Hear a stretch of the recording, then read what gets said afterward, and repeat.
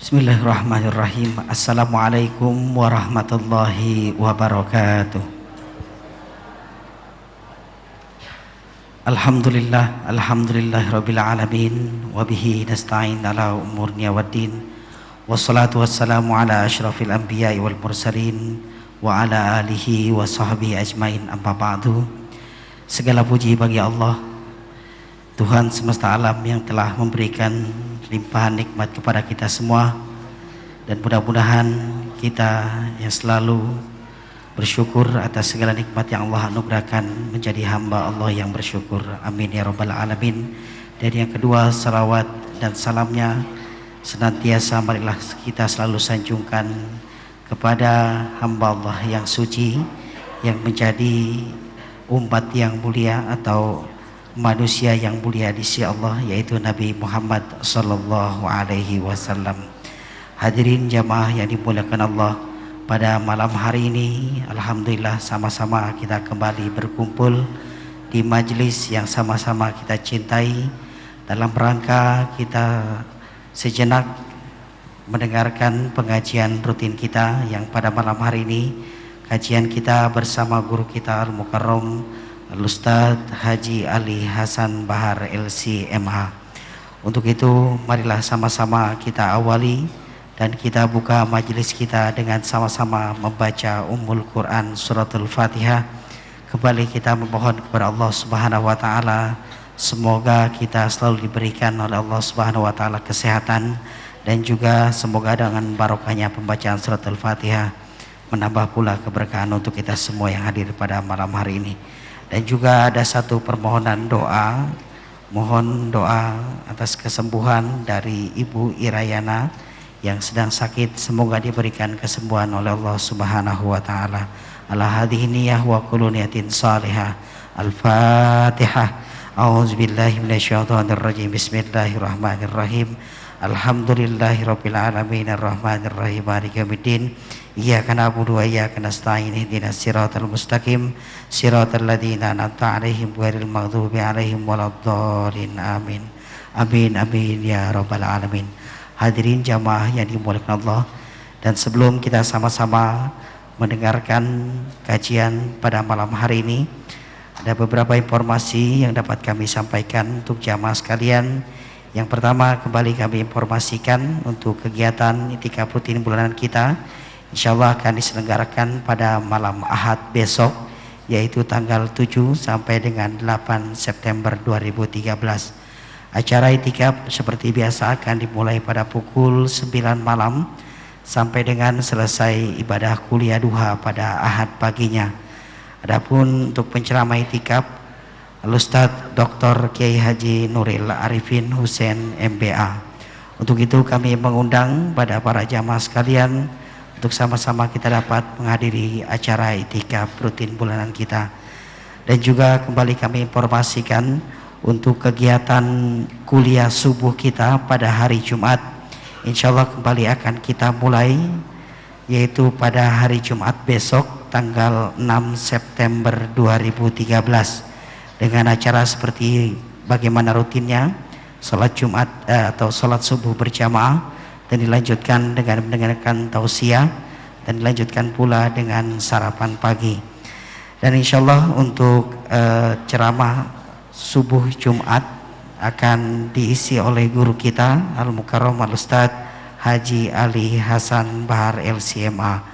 Untuk itu kembali kami pun mengundang kepada para bapak-bapak dan ibu-ibu untuk sama-sama kita meramaikan di Jumat subuh, dan insya Allah akan maju atau berkembang sholat subuh berjamaah di masjid kita ini.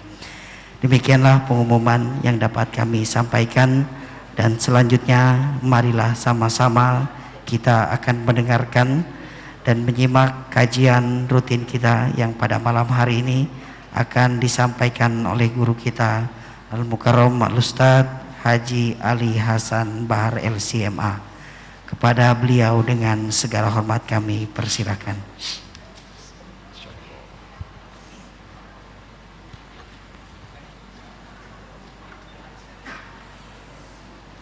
Bismillahirrahmanirrahim.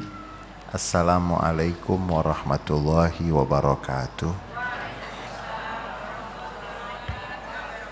Alhamdulillah wassalatu wassalam ala nabiyyina wa rasulina wa imamina wa hujjatina wa maulana Muhammad Rasulillah wa ala alihi wa ashabihi wa man tabi'a hudahu wa walah wa la hawla wa la quwwata illa billah. Puja dan puji syukur senantiasa kita haturkan kehadirat Allah Subhanahu wa taala. Salawat dan salam untuk Nabi besar Muhammad sallallahu alaihi wasallam, untuk keluarga beliau, para sahabat beliau, dan seluruh pengikut beliau yang setia sampai akhir masa. Saudara-saudara hadirin dan hadirat jamaah salat maghrib Masjid Sunda Kelapa yang dirahmati oleh Allah Subhanahu wa taala. Mudah-mudahan semua dalam keadaan baik, sehat walafiat. Pada kesempatan yang lalu kita, karena baru selesai bulan Ramadan dan kita semua tahu hadis Nabi yang sahih, setiap datang bulan Ramadan setan-setan dibelenggu. Selesai Ramadan setannya ada yang balas dendam. Setannya ada yang balas dendam. Akhirnya apa? Selesai beribadah bulan Ramadan bukan tambah baik, malah tambah. Kalau perubahannya lebih buruk, berarti dia sedang terkena balas dendam. Waktu Ramadan bagus, sholatnya bagus, baca Qur'annya bagus. Begitu selesai Ramadan, kembali lagi lebih parah dari yang sebelumnya. Itu namanya mereka orang-orang yang terkena balas dendam karena setannya sakit hati. Dan pada kesempatan yang lalu kita juga sudah mengingatkan ketika ada seorang sahabat Rasulullah SAW yang menjelaskan bagaimana cara mengalahkan setan, bagaimana cara mengungguli, bagaimana cara menguasai setan, bagaimana cara menyudut setan. Kita sudah sampaikan bagaimana sahabat tersebut mengatakan kalau kita berpuasa, as-shaum yusawwidu wajhah, puasa itu membuat kita bisa mencoreng wajah setan. Makanya ada puasa di bulan Syawal. Jadi selesai bulan Ramadan itu ada puasa. Jadi jangan biarkan setan itu capek. Biarkan setan itu puasa. Ada puasa bulan Syawal. 6 hari bulan Syawal, mau berturut-turut silahkan, tidak berturut-turut pun boleh. Yang afdol memang selesai Ramadan 1 hari berhari raya, hari yang kedua dilanjutkan dengan itu namanya afdol. Yang paling bagus, paling utama. Tapi kalau berhalangan boleh pilih yang lainnya. Kemudian dikatakan juga as-sadaqatu taksiru zahrah. Sedekah itu mematahkan tulang belakang. Jadi setan itu ada tulang belakangnya juga. Kalau ingin mematahkan tulang belakang setan, sedekah. Dan ada sedekah yang paling bagus. Sedekah apa yang paling bagus? Yang diumumkan? Semua tahu? Sedekah yang paling bagus itu kan tangan kanan memberi, tangan kiri. Beda dengan zakat. Kalau zakat itu boleh diumumkan. Boleh. Bahkan sebagian ulama mengatakan zakat diumumkan tidak akan kena riya. Kenapa? Karena itu kewajiban. Dan di dalam harta yang belum dizakati berarti di situ ada milik orang lain. Sampai kita bangga sebagai muslim karena di dalam sejarah umat Islam ada Sayyidina Abu Bakar As-Siddiq radhiyallahu anhu wa ardhah yang mengumumkan perang terhadap orang-orang yang tidak mau bayar perang. Tidak tanggung-tanggung, perang terhadap orang yang tidak mau bayar. Belum ada di dunia ini sampai sekarang seriusnya pemerintah dalam memperjuangkan hak orang miskin sebagaimana yang dicontohkan oleh Sayyidina Abu Bakar As-Siddiq radhiyallahu anhu arda. Perang. Jadi sedekah mematahkan. Kemudian istighfar. Yaqta' watina. Yang namanya istighfar itu akan memutuskan urat-urat saraf setan. Jadi kalau setan punya urat apa? Itu kalau kita istighfar itu setan urat sarafnya apa? Paling menyakiti setan, di antara yang menyakiti setan, kalau kita melakukan dosa langsung istighfar. Kalau mau disayang sama setan, habis melakukan dosa, buat dosa lagi. Itu namanya disayang. Disayang sama setan. Kemudian yang keempat, al-hubbu fillah wal mudawamatu 'alal amal salih yaqta' dabirahu. Cinta karena Allah dan konsisten dalam melakukan kebaikan itu yang akan membasmi setan. Cinta karena Allah. Saya benci sama orang bukan karena beda mazhab sama saya. Ada orang yang sholatnya begini, ya, tahiyatnya boleh nggak? Boleh aja. Tapi kita di Indonesia bermazhab Syafi'i. Mazhab Imam Syafi'i sebagaimana yang dijelaskan oleh Imam Nawawi dan para ulama-ulama mengatakan bahwa hadis yang mengatakan menggerakkan jarinya satu. Tapi ada 7 hadis yang lain mengatakan wala yuharrikuha.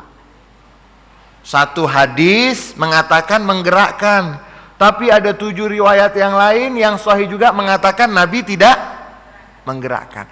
Boleh. Boleh nggak? Boleh. Tapi kita bermazhab Imam Syafi'i. Bermazhab Imam Syafi'i mengatakan tidak menggerakkan. Jangan ribut. Saya senang sama seseorang karena Allah. Saya benci juga dengan seseorang bukan karena madhabnya. Bukan karena kelompoknya. Oh, partainya lain. Iya. Oh, ini partainya partai A, partai B. Bukan karena Allah. Nah, kalau cinta karena Allah dan konsisten di dalam melakukan kebaikan, namanya istiqomah. Yang istiqomah itu namanya konsisten. Sekali ngaji tetap, itu namanya. Ada yang sesekali ngaji, itu namanya apa?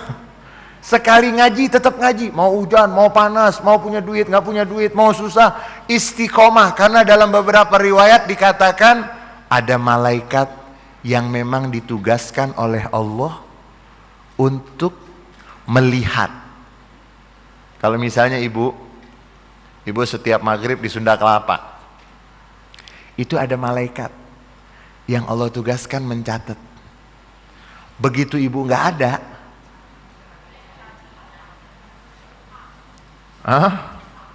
itu apa? Alfa. Begitu nggak ada, begitu tidak ada. Kalau karena sakit, Allah katakan kepada para malaikatnya, catat untuk hambaku apa yang biasa dia lakukan ketika dia sehat. Enak nggak? Itu kalau istiqomah. Tapi kalau ada orang sekarang ngaji, 2 bulan lagi baru ngaji, terus Ramadan baru kelihatan lagi. Nah, itu bagaimana? Seperti kalau contoh para kiai kita yang suka memberikan penjelasan tentang makna istiqomah. Yang tidak istiqomah itu seperti pedagang yang gak jelas berhentinya di mana. Orang susah nyarinya gak? Tapi kalau ada pedagang yang selalu kalau jam 12 dia ada di depan masjid, ibu mau nyarinya gampang gak? Tapi kalau yang keliling aja gak ketemu-ketemu. Istiqomah dan cinta karena Allah akan membuat kita bisa membasmi setan. Hari ini, malam ini saya mau tambahkan pembahasan kita tentang yang kita selalu dengar satu hari beberapa kali. Hayya 'alal falah. Berapa kali kita dengar? Apa artinya hayya 'alal falah? Apa artinya hayya 'alal falah? Apa Ustaz Umar? Al-falah apa artinya? Kemenangan. Ya, kemenangan. Tapi ada nggak orang menang tanpa perlombaan? Ada nggak? Ada nggak menang tanpa perlombaan? Yang benar. Masa ada orang, saya menang. Perlombaannya sama siapa? Enggak, saya menang. Kurang apa tuh? Kurang berapa on yang seperti itu? Perlombaan, ya kalau yang namanya menang itu harus ada perlombaan. Al-falah dalam bahasa itu artinya petani kalau yasyukul ard liyarmi fiha al-buzur. Al-falah dalam bahasa itu awalnya artinya petani yang membuka tanah, yang melobangi tanah untuk menanam benih. Jadi yang melobangi tanah untuk menanam benih. Lalu diartikan kemenangan. Karena memang kita di dunia sekarang sedang menanam. Ibu dan Bapak pernah lihat petani yang benar, pernah juga lihat petani yang enggak? Yang benar yang bagaimana? Petani yang benar tuh tahu musim. Ya, musim hujan yang ditanam. Yang ditanam apa? Ada petani musim hujan nanam apa? Musim panas nanam apa? Ini namanya petani yang enggak. Kita dipanggil hayya 'alal falah. Kita dipanggil untuk nanam. Sehingga orang yang menanam dengan baik dikatakan al-muflihun. Orang-orang yang menang, yang sukses. Di dalam Al-Qur'an tidak kurang 40 diulang kalimat yang berkaitan dengan al-falah, al-muflih, aflaha. 40 kali tidak kurang Allah menyebut dan mengulang hal-hal yang berkaitan dengan falah, menanam. Sekarang kita mau pakai bahasa petani dulu. Petani yang pinter tuh yang pertama dilihat sama dia apa? Musim diperhatikan. Tanah, benih, cara nanam juga diperhatikan. Dunia ini Nabi mengatakan ad-dunya mazra'atul akhirah. Dunia adalah ladang untuk akhirat. Pernah lihat petani kalau dia sudah nanam apa yang dia lakukan? Ditinggal atau diperhatikan? Bikin orang-orangan apa? Orang-orangan sawah. Karena ada apa yang mengganggu? Burung. Yang mengganggu itu apa sih jenisnya? Ada burung, ada ada apa? Belalang. Ada belalang, ada burung, ada. Sehingga si petani harus bikin apa? Orang-orangan sawah. Kadang-kadang dia jadi orang-orangan sawah juga. Iya, saking banyaknya gangguan. Akhirnya dia membuat saudara-saudara yang mengganggu tanaman kita itu namanya setan. Ya. Ada yang datangnya pagi. Ada nggak setan pagi-pagi? Banyakan mana setan pagi sama malam?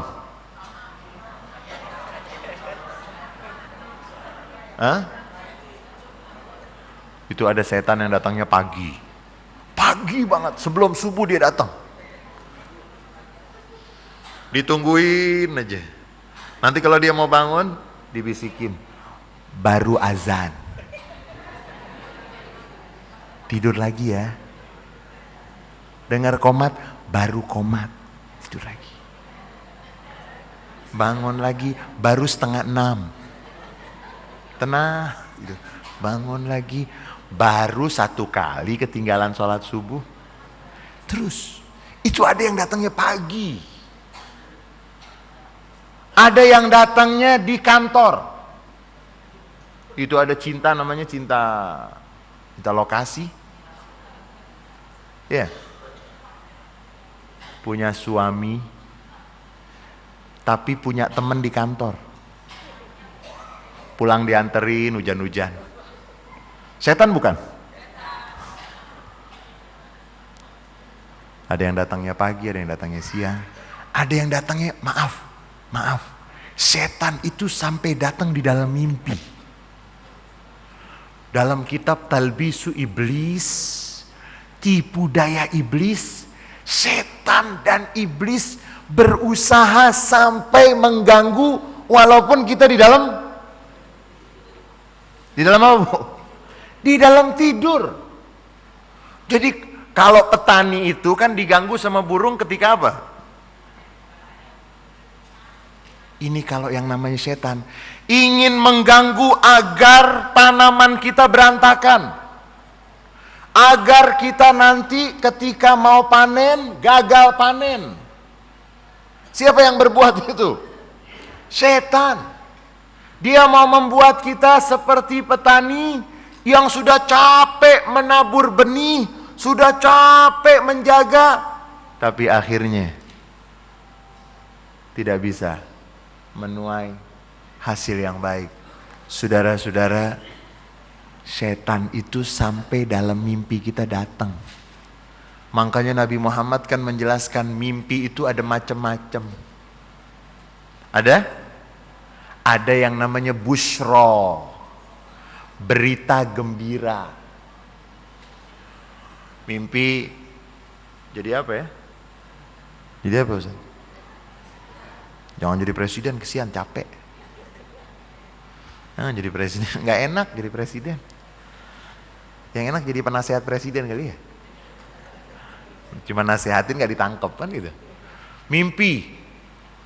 Kalau seorang ibu misalnya, dia mimpi apa Bu biasanya Ibu?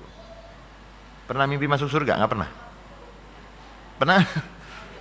Ada mimpi yang masuk kategori busyra, berita gembira. Ada juga mimpi yang masuk kategori kembang tidur. Karena sebelum tidur mikirin sesuatu, begitu tidur terbawa. Itu namanya kembang tidur. Ada lagi mimpi yang dikatakan gangguan dari setan. Pagi tidur.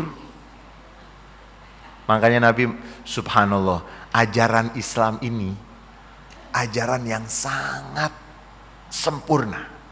Nabi mengajarkan kepada kita menjalani kehidupan dunia ini seperti petani yang betul-betul baik. Jangan sampai rusak yang ditanam. Tidur, kata Nabi, apabila salah seorang dari kamu tidur, kemudian dia mimpi yang tidak menyukainya, maka apa yang dilakukan? Bu, kalau mimpi yang gak enak terus apa yang Ibu lakukan? Apa saudara? Hah? Apa? Islam mengajarkan kepada kita sampai bagaimana cara menghadapi mimpi. Jadi ini bukan sembarangan bertani, bukan sembarangan bercocok tanam. Dalam mimpi pun kalau salah seorang dari kamu dikejutkan dengan mimpinya, mimpi yang tidak dia sukai, maka ketika dia bangun berpaling, mohon perlindungan kepada, sesungguhnya itu dari setan. Kemudian kalau bisa secara simbolik, jangan beneran ngeludah, iya. Terus kalau yang ada suaminya di sampingnya,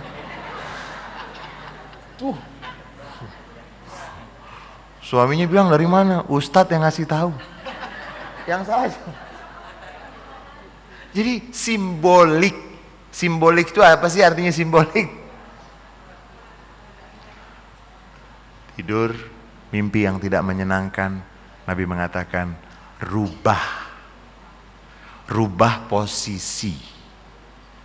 Kalau tadinya ngadep sebelah sana, rubah posisi dengan membaca a'udzubillah minasyaitonirrajim. Jangan takut, kata Nabi, itu dari setan. Kemudian tadi simbolik, lu ingat. simbolik karena, dan Nabi mengajarkan jangan cerita kepada sembarangan orang. Ini cerita kepada orang yang gak ngerti. Saya mimpi gigi saya. Orang Indonesia paling nafsu itu menafsirkan mimpi itu. Gak ada hubungan ajal dengan gigi copot. Ada hubungan gak? Itu ada yang meninggal giginya gak pernah mimpi gigi copot. Meninggal juga. Ada orang yang saya tahu pernah bicara sama saya, Pak Ustadz saya ngimpi gini-gini. Ajal. Apa yang kalau waktunya udah habis, mimpi dapat gigi banyak juga. Saya mau tanya, kalau mimpi dapat gigi banyak gimana? Gigi copot meninggal, gigi banyak? Enggak? Hah? Iya. Kemudian Nabi juga menjelaskan mimpi itu kadang-kadang adalah ungkapan atau informasi tentang yang akan datang. Semuanya itu disesuaikan dengan Quran. Disesuaikan dengan, ada orang yang mengatakan, Ustadz saya punya pengetahuan indera yang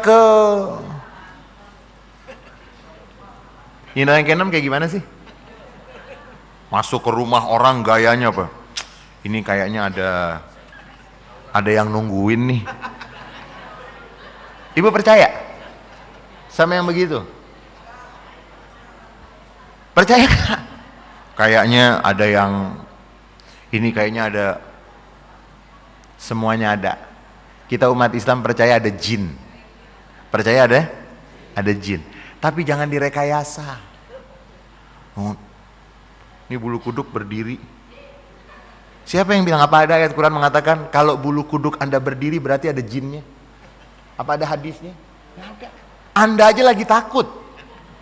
Iya, dan itu takut karena apa? Akumulasi informasi yang kita dapat sampai Syekh Muhammad Al-Ghazali rahimahullah, bukan Imam Ghazali. Syekh Muhammad Al-Ghazali, seorang ulama besar dari Mesir yang wafat tahun 1999 kalau tidak salah, atau 98, itu beliau yang mengatakan apa? Aneh sekali di negara-negara Islam. Saya ke negara Eropa nggak pernah dengar orang kesurupan. Tapi di Mesir banyak orang ngaku kesurupan. Ini kok bisa ada jin yang aneh begitu? Demennya di timur jinnya. Tidak demen. Ternyata apa? Bisa jadi karena memang gangguan sinyal. Gangguan sinyal dan seterusnya. Saudara-saudara, kita mau kembali. Setiap hari kita dipanggil hayya alal falah. Falah artinya itu nanam. Dan yang menanam itu namanya petani. Petani yang baik memperhatikan musim. Yang cocok nanamnya apa? Ya. Kalau musim hujan, tanam sesuatu yang memang membutuhkan air banyak. Jangan musim hujan nanam yang begitu musim kemarau nanam yang butuh air banyak. Aneh nggak?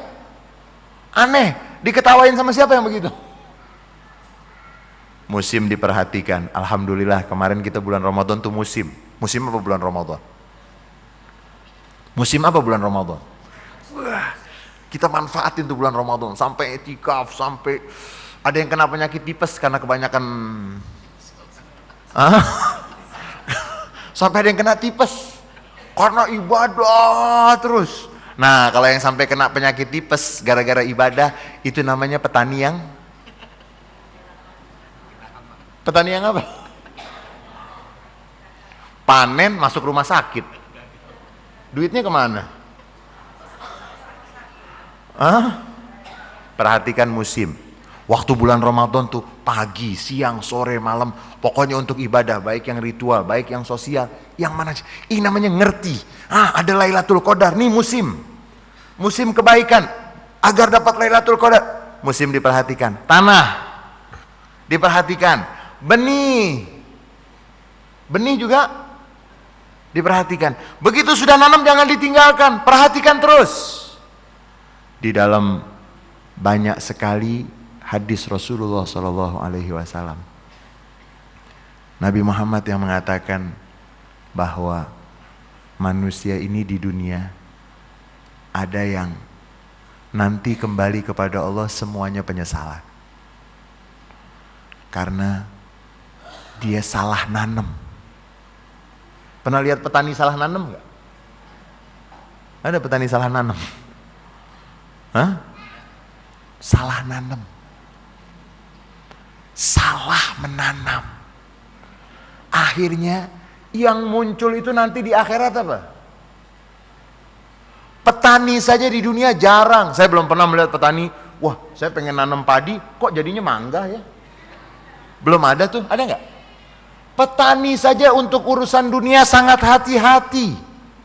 Nanti ada penyemprotannya sebulan berapa kali, kemudian dibersihkan. Ya, al-falah, bercocok tanam, kita diminta perhatikan dengan sebenar-benarnya. Ada yang namanya ikhlas. Itu benih kalau kita tanam tidak dengan ikhlas. Ada seorang yang sering bertanya. Pertanyaannya itu, Ustadz, saya pernah ditanya, Ustadz, saya punya besan itu orang Jepang. Agama mereka Shinto. Mereka tuh baik sekali. Masa sih Pak Ustadz gak masuk surga? Masa yang masuk surga cuma Islam aja? Itu kan baik, gak ganggu orang. Tidak mengganggu sama sekali, selalu berbuat baik sama sekali. Kita sebagai umat Islam sering terpojokkan dengan pertanyaan ini. Iya. Lalu kita mengatakan, iya semuanya masuk surga. Yang punya surga siapa? Kita punya hak mengatakan. Saya bilang, Bu, coba ibu tanya sama mereka. Kalau ada umat Islam yang baik, yang tidak pernah mengganggu, menurut keyakinan mereka masuk surga enggak? Enggak masuk surga. Ya. Menurut mereka semua keyakinan itu kan mengatakan sama. Jangan kita mau dipojokkan lalu kita mengatakan, iya ya, kenapa sih Islam memonopoli surga? Kenapa sih akhirnya lahir yang disebut dengan liberal? Karena bingung mendapatkan pertanyaan seperti itu, ya udah semuanya masuk surga. Memang petani asal nanam aja masuk, dapat sukses. Petani itu yang asal nanam itu bisa. Petani yang asal menabur benih, itu ada petani Bu. Bapak ada petani yang ini benihnya mangga dilempar, kemudian ini dilempar, itu dilempar. Terus jadi apa itu nanti? Hah? Jadi apa? Mohon maaf, bukan berarti kita membenci agama yang lain, tapi setiap keyakinan punya dasar. Keyakinan kita berdasarkan dari Al-Quran. Al-Quran yang mengatakan surga itu kan milik Allah. Allah yang memiliki surga tersebut memberikan kepada kita informasi siapa saja yang boleh masuk. Universitas saja ada syaratnya. Ya. Kalau ada satu syaratnya yang enggak terpenuhi, ditolak tidak? Walaupun saudara-saudara kita di dalam Islam, alhamdulillah, tanda-tanda orang yang bisa masuk surga itu pasti orangnya orang baik. Pasti orangnya orang baik, yang bayar zakat, yang pergi haji dengan benar, yang berpuasa Ramadan, yang sholat, yang nanam tadi itu, yang menanam. Ketika dia di dunia dia menanam dengan baik, dan tidak ada satupun yang berani mengatakan, bahkan Nabi yang sudah mengumumkan. Dan hadis ini selalu dibaca selesai Ramadan. Atadruna manil muflis? Tahukah kamu siapa orang yang rugi? Orang yang rugi itu bukan orang yang gak punya dinar, gak punya dirham. Tapi orang yang rugi itu orang yang sudah sholat, sudah puasa, sudah zakat, tapi masih mencela orang lain, mengambil hak orang lain. Kan begitu. Nabi sudah menjelaskan sampai rukun Islam pun bisa gugur. Bisa gugur. Petani bisa juga kehilangan apa yang dia tanam kalau dia tidak perhatikan dengan maksimal dan dengan sepenuh perhatian dia. Sampai Sayyidina Abu Bakar As-Siddiq radhiyallahu anhu arda, di dalam salah satu nasihat beliau, akhlisil amal fa innan naqida basir. Kata Sayyidina Abu Bakar As-Siddiq, tolong ikhlaskan amal, karena yang akan meneliti amal kita adalah Tuhan yang Maha Mengetahui. Tolong ikhlaskan amal, ringankan beban, khaffifil haml fa innal aqabata ka'ud. Ringankan beban, karena jalan yang akan kita hadapi ini masih. Kalau orang mau pulang kampung naik motor, bawaannya berapa? 1 kintal? Berapa bawaannya? Secukupnya. Begitu juga dengan kita, jangan sampai lupa. Sekarang kita sedang nanam. Apa yang kita ucapkan itu tanaman. Makanya sampai dikatakan kalimatun thayyibah kasyajaratin thayyibah. Asluha tsabitun wa far'uha fis sama. Perkataan yang baik itu adalah laksana pohon syajarah thayyibah. Perkataan yang baik, banyak yang menafsirkan kalimat thayyibah itu adalah kalimat la ilaha illallah. Karena kalimat la ilaha illallah kalau kita tanamkan, itu yang akan membuahkan kebahagiaan yang tidak akan tertandingi sampai mendapatkan kebahagiaan yang abadi. Syajarah thayyibah, pohon yang baik, yang tertanam asluha tsabitun, yang akarnya itu tertanam ke dalam, wa far'uha fis sama, dan ranting-rantingnya itu di langit. Banyak yang mengatakan juga makna dari kalimat thayyibah, siapa yang berjumpa dengan sahabatnya lalu dia mengucapkan salam dengan rasa hormat, dengan rasa cinta, maka ucapan salam tersebut sampai membumbung tinggi dan menyentuh arasy-Nya Allah Subhanahu wa taala. Dan memang juga ada riwayat yang mengatakan siapa yang berzikir kepada Allah di dunia, maka akan disebut namanya di hadapan pada penduduk langit. Jadi yang kita tanam itu berapa? 2 menit lagi. Kalimat thayyibah, bagian kata-kata yang baik, itu bagian dari pohon yang nanti akan, kalimat yang baik itu bisa salam, bisa kalimat la ilaha illallah. Bahkan ada juga yang mengatakan basa-basi kita yang menyenangkan.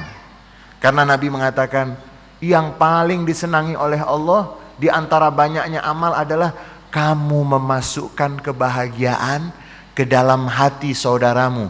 Idhalus surur fi qalbil mu'min. Kita menyenangkan. Kalau ada seorang yang kita berjumpa, Masya Allah segar sekali, lagi bercahaya, lagi berseri, ya gitu. Seneng gak? Itu bisa mendapatkan pahala yang besar. Nanti kita lanjutkan setelah azan Isya.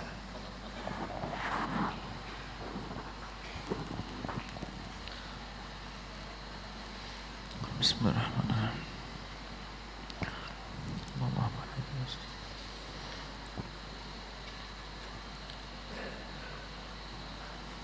Allahu Akbar, Allahu Akbar, Allahu Akbar, Allahu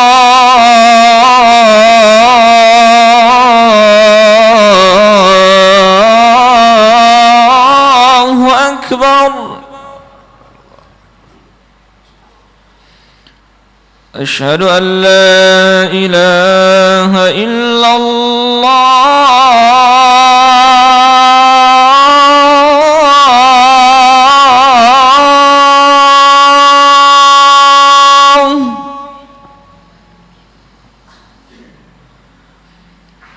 أشهد أن لا إله إلا الله.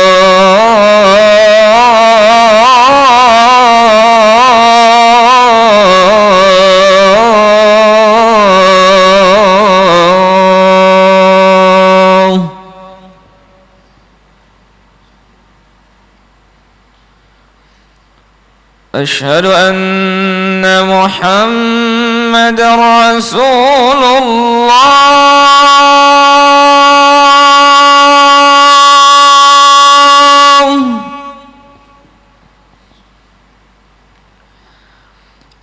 أشهد أن محمد رسول الله.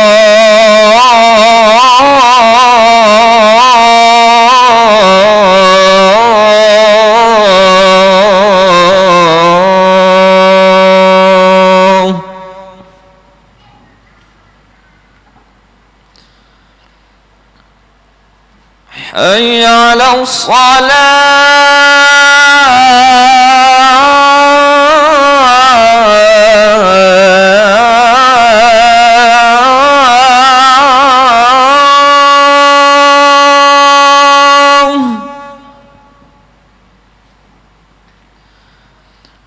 حي على الصلاة.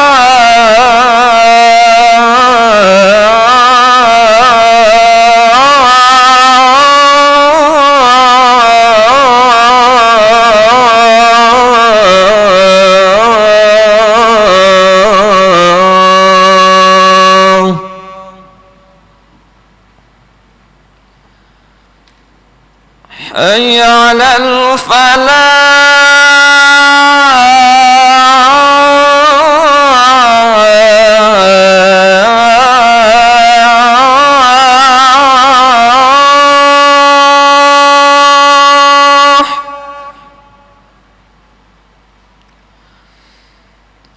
حي على الفلاح.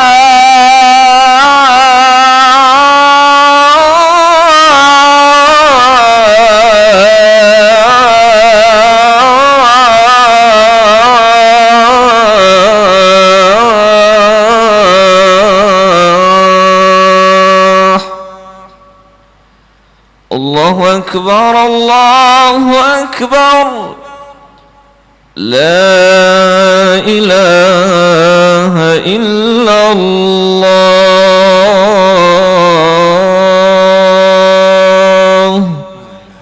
لا إله إلا الله محمد رسول الله صلى الله عليه وسلم. اللهم رب هذه الدعوة التامة والصلاة القائمة آت سيدنا محمدا الوسيلة والفضيلة والشرف والدرجة العالية الرفيعة وابعث المقاما محمودا الذي وعدته إنك لا تخلف الميعاد. Bismillahirrahmanirrahim. Falah, menanam, bercocok tanam, dan banyak orang yang sembarangan dia menanam. Nabi juga mengatakan, banyak orang yang mengeluarkan kata-kata, kalimat, la yulkilaha balan. Dia tidak memperhatikan bahwa kalimat tersebut tidak diridhoi oleh Allah, sehingga kalimat tersebut yang akan membuat dia menyesal selama-lamanya. Dan Rasulullah SAW yang selalu mengingatkan, lidah salah satu dari yang sering membuat seorang terjerumus ke dalam api neraka. Sehingga kita diminta untuk membuat tanaman yang kita tanam tidak akan membuat kita menyesal. Kita sering memperhatikan banyak orang melakukan amal perbuatan, tapi dia tidak pikirkan bahwa semua sepanjang umur kita itu adalah masa waktu menanam. Sepanjang umur kita. Makanya sampai para ulama mengatakan, kalau Anda dalam keadaan apapun, jangan sampai tidak mengucapkan alhamdulillah. Walaupun dalam keadaan marah. Ibu kalau marah bagaimana? yang keluar kalimat apa? Bagus atau nggak bagus? Saudara-saudara kita kalau marah yang keluar kalimat apa? Kalimat apa? Kita kalau marah tuh yang keluar kalimat apa? Rasulullah SAW yang meminta karena melihat dalam salah satu peristiwa perang selesai atau menuju tempat perang tersebut, karena jumlah onta tidak sebanyak sahabat yang ikut, ontanya jumlahnya lebih sedikit, akhirnya yang naik onta bergantian. Dari sini sampai berapa kilometer yang naik fulan dengan fulan. Kemudian setelah beberapa kilometer gantian. Yang jalan itu naik. Itu zaman Rasulullah seperti itu. Tiba-tiba ada seorang sahabat, begitu dia mau naik ontanya memberontak. Ketika ontanya memberontak, sahabat tersebut mengutuk onta tadi. Terkutuk kamu wahai onta. Rasulullah mengatakan, jangan, la tad'u ala auladikum, wa la tad'u ala khadamikum, wa la tad'u ala dabatikum. Jangan kamu mencela, jangan kamu berdoa, jangan kamu berdoa keburukan untuk anak kamu, untuk pembantu kamu, untuk binatang tunggangan kamu. Kenapa? Jangan-jangan ketika kamu mengucapkan kalimat itu, dikabulkan doa. Makanya kalau ada anaknya bandel bilangnya apa? Masya Allah. Lanjutin gimana? Kalau anaknya bandel tuh Masya Allah, mudah-mudahan Allah kasih hidayah, mudah-mudahan. Jangan Masya Allah, nakalnya kayak setan. Jangan. Itu kita lagi nanam loh, lagi nanam bukan? Lagi nanam, nanti munculnya betul-betul. Nabi minta, jangankan terhadap anak, terhadap pembantu, ala khadamikum, terhadap binatang tunggangan. Karena ada waktu-waktu. Sama seperti kita nanam, ketika kita nanam tiba-tiba musim subur. Tanahnya bagus. Langsung jangan. Dan Rasulullah SAW sangat hati-hati. Rasulullah mau meminta karena kita dipanggil hayya alal falah. Ayo bercocok tanam, ayo nanam. Ayo menuju kebahagiaan, kesuksesan. Tapi jangan asal nanam. Sholat ada aturannya. Sebelumnya, sesudahnya ada aturannya tidak? Sebelum sholat harus bersih. Setelah sholat jangan gugurkan pahala sholat. Karena nanti ada penjelasan lagi. Apa bedanya orang yang sholat dengan orang yang gak pernah sholat? Ada bedanya gak? Bedanya apa?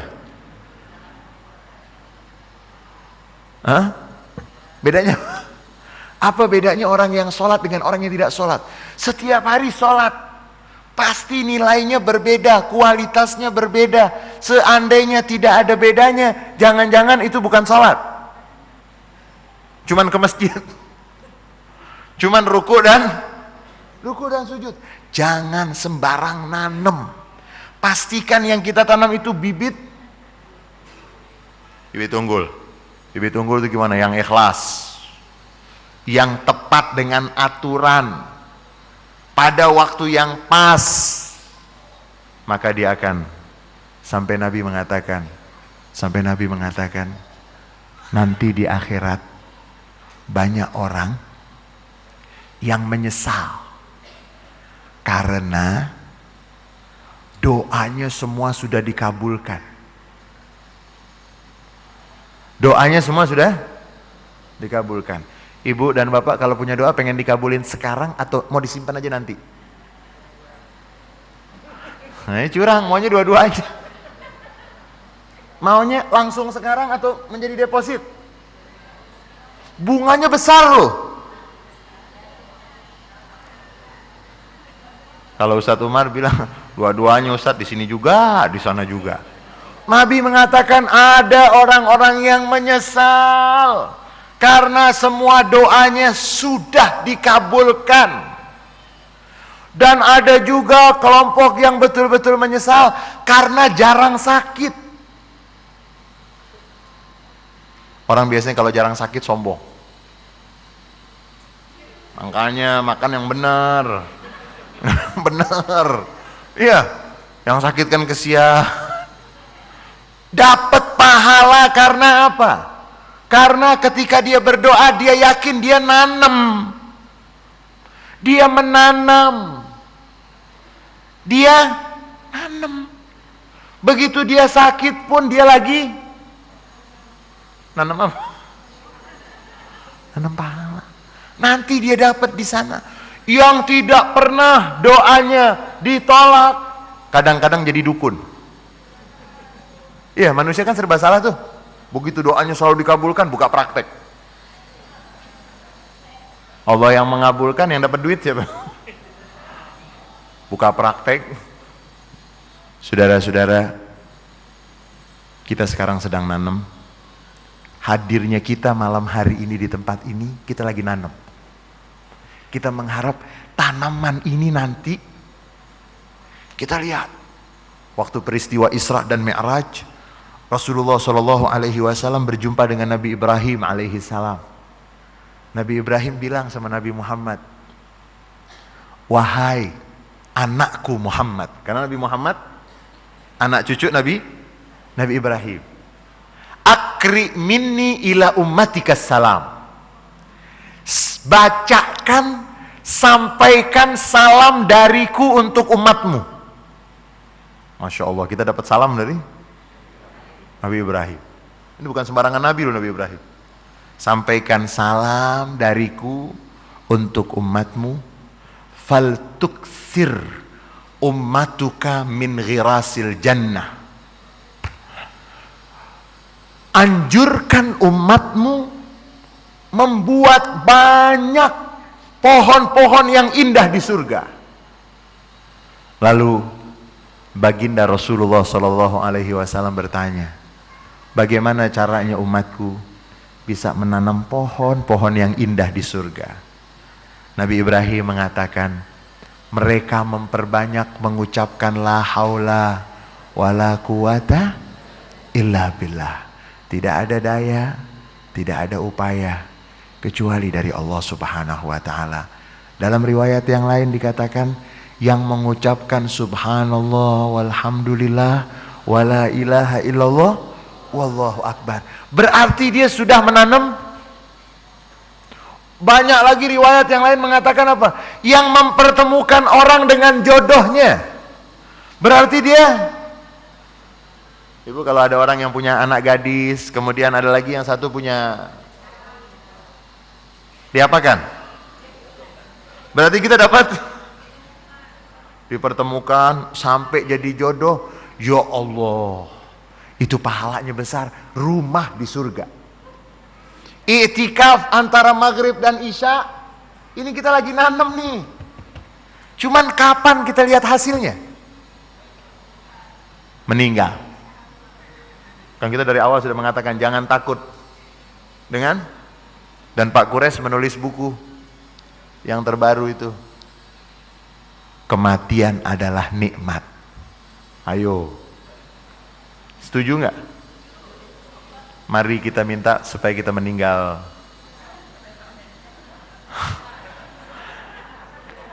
Mati adalah nikmat.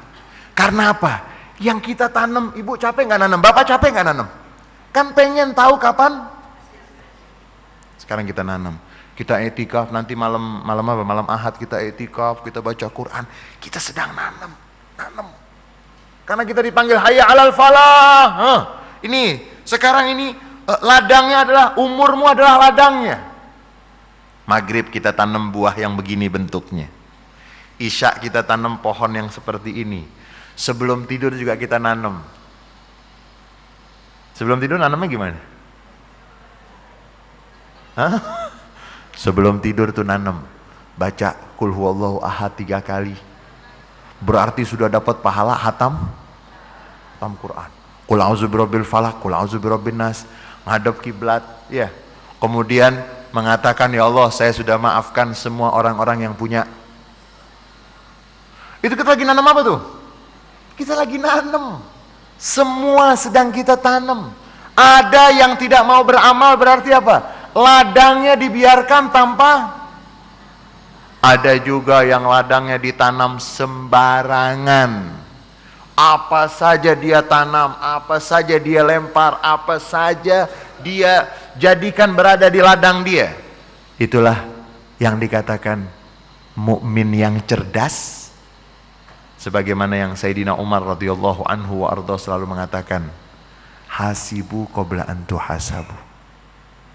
Hisablah, hitung-hitunglah, perhatikanlah sebelum kamu dihitung. Kita sekarang sedang nanam, malam ini kita nanam. Nanti sebelum tidur kita nanam. Bangun tidur, kita nanam. Tanam, sebanyak-banyaknya kita nanam. Nanti panennya itu yang Nabi katakan, wafatnya seorang yang beriman namanya hasad. Menuai. Umatku, kata Nabi, umatku panennya itu usia 60 dan 70. Tapi bukan berarti yang 40 nggak bisa. Rata-rata wafatnya, tapi Nabi menyebut hasadu ummati. Sebagai penutup, kita mau melihat bagaimana Al-Quran berbicara orang yang nggak akan beruntung. Orang yang tidak akan beruntung di dalam Al-Quran disebut banyak. Yang pertama, innahu la yuflihu zalimun. Orang yang zolim, yang benar-benar zolim. Kalau kita kan nggak benar-benar zolim, ya. Az-zolimun itu artinya apa? Orang yang kezoliman sudah, kan itu bedanya selalu. Kalau kita belajar itu di dalam tafsir Al-Quran, kalau ada dengan kalimat al-mu'minun, itu artinya yang imannya sudah, iman sudah mengakar. Makanya ada surat al-mu'minun. Qad aflahal mu'minun alladzina hum fi salatihim khashi'un. Artinya apa? Yang imannya sudah, kalau kita belum masuk kategori al-mu'minun, kita masih kategori ya ayyuhalladzina amanu. Kita bukan penyanyi, tapi kita masih kelompok bernyanyi. Kita bukan koki, tapi kita bisa masak. Bedakan koki dengan, kalau koki itu masaknya itu motongnya aja beda. Kalau kita masak ya nggak jelas lah garamnya berapa, ini berapa. Yang penting innahu la yuflihu adh-dhalimun. Orang-orang yang benar-benar zalim. Ya kalau kita lah kadang-kadang ya pagi zalim, sore kita udah taubat lagi. Ya itu belum terlalu. Tapi jangan sampai nggak taubat. Karena kalau nggak taubat bisa mengakar. Karena Nabi yang mengatakan dosa yang dilakukan itu akan menjadi tetesan hitam, noda hitam di dalam hati. Semakin banyak tidak dibersihkan, maka semakin banyak akan menutupi dan merusak. Siapa yang punya kendaraan, punya mobil, tolong mulai malam hari ini sampai bulan depan jangan pernah dibersihin kacanya. Pakai wabillahi taufiq wal hidayah. Tidak kelihatan. Hati kita itu kalau kita berdosa kan zolim. Orang yang zolim la yuflihu zalimun. Kemudian la yuflihu al-mujrimun. Al-mujrimun itu orang-orang yang jahat, yang melakukan kriminal. La yuflihu zalimun, surat Al-An'am ayat 21. Kemudian surat Yunus, innahu la yuflihul mujrimun. Surat Yunus ayat 17. Orang-orang yang melakukan perbuatan kriminal. Dan melakukan perbuatan kriminal sudah menjadi bagian dari karakternya. Pagi maksiat, sore maksiat, siang maksiat, maksiat terus. Kan ada orang yang maksiat setahun sekali. Ada. Itu nggak masuk mujrimun tuh. Tapi kalau yang melakukan perbuatan buruk sudah menjadi karakternya, itu yang dikatakan. Kemudian dalam surat Al-Mu'minun ayat 117, innahu la yuflihul kafirun. Orang kafir, jadi orang zolim, yang kezoliman sudah mengakar. Kemudian orang yang berbuat jahat, al-mujrim, dia sedang nanam, tapi apa yang dia akan dapat? Dia nggak akan mendapatkan kesuksesan, malah nyesal dia nanti. Kemudian al-kafirun, orang-orang yang kafir. Kemudian tidak akan sukses juga, tidak akan berhasil juga. Dalam surat Yunus ayat 69 dikatakan bahwa innallazina yaftaruna 'alallahil kadziba la yuflihun. Yang bohong atas nama Allah. Bohong, yaftaruna 'alallahil kadzib, membuat-buat berita atas nama Allah. Tidak akan, la yuflihun, mereka tidak akan sukses. Mereka hanya akan menyesal dari apa yang mereka tanam. Dan Rasulullah SAW yang meminta kepada kita, mengingatkan kepada kita, kalau mau nanam jangan sembarangan menanam. Pastikan yang kita tanam itu akan berbuah yang terbaik untuk kita. Sehingga Nabi yang mengatakan, tidak bergerak kaki seorang hamba nanti di hari kiamat kecuali akan ditanya umurnya, kenapa bisa habis? Ya, kenapa tanah itu bisa habis? Ya, umurnya ditanya, hartanya ditanya, dari mana dapat, kemana keluar. Nabi mau minta kepada kita, jangan sampai menyepelehkan apa yang Allah berikan. Dan Rasulullah SAW yang mengatakan, orang yang meninggal dunia setelah menanam dengan sebaik-baiknya, itu yang beliau katakan, man ahabba liqa Allah ahabballahu liqa'ah. Siapa yang senang berjumpa dengan Allah, maka Allah pun senang berjumpa dengannya. Dan Nabi juga yang mengatakan, seorang mukmin yang baik, yang berarti dia telah menanam dengan sebaik-baiknya, ketika dia akan dibawa ke liang kuburnya, semua mendengar kecuali jin dan manusia. Dia mengatakan, qaddimuni, qaddimuni, qaddimuni. Dia mengatakan, bawa aku cepat, bawa aku cepat, bawa aku cepat. Kita biasanya kalau memetik panen senang gak? Senang. Mau santai atau mau cepat-cepat? Seorang yang meninggal dunia setelah menanam dengan baik, dia ketika dibawa di kerandanya, dia akan mengatakan, cepat bawa aku, cepat bawa aku, cepat bawa aku. Oleh sebab itu ada aturan di dalam ajaran Islam, orang meninggal dunia jangan terlalu lama. Jangan terlalu lama kecuali kalau memang ada kepentingan. Begitu meninggal, yang paling bagus meninggal secepatnya dikuburkan. Karena dia akan memetik. Dan sebaliknya, kita mohon perlindungan kepada Allah. Nabi yang mengatakan, orang yang tidak beriman ketika dia meninggal dunia akan dibawa ke liang lahatnya. Semua mendengar kecuali jin dan manusia. Dia mengatakan, ya waili ila aina ta'khudhu nabi. Duhai celaka aku, kemana kamu mau bawa aku? Karena dia sudah melihat tanaman dia kemarin. Mudah-mudahan malam hari ini dan setiap malam kebaikan yang kita lakukan adalah tanaman yang insya Allah nanti kita akan mendapatkan hasilnya yang sebaik-baiknya. Dan kita minta kepada Allah Subhanahu wa ta'ala, jangan sampai tanaman yang baik yang sudah kita tanamkan, jangan sampai menjadi busuk, jangan sampai menjadi rusak. Dan mudah-mudahan semua kita akan mendapatkan husnul khatimah indal maut fi lutfin wa afiyah. Banyak kurangnya dari saya, mohon dibuat minta maaf yang seluas-luasnya. Hadanallahu wa iyyakum ajma'in. Subhanakallahumma wa bihamdika asyhadu an la ilaha illa anta astaghfiruka wa atubu ilaik. Wassalamualaikum warahmatullahi wabarakatuh. Alhamdulillah, demikianlah jamaah yang dimuliakan Allah, telah kita mendengarkan kajian kita pada malam hari ini. Semoga bermanfaat untuk kita semua, dan semoga kita pun selalu diberikan kemudahan untuk dapat menanam kebaikan-kebaikan hingga nanti kita tergolong kepada hamba yang muflihun. Amin ya robbal alamin. Dan selanjutnya sebagai kata penutup, marilah sama-sama kita akhiri dan kita tutup majelis kita dengan sama-sama membaca alhamdulillah. Alhamdulillahirabbil alamin.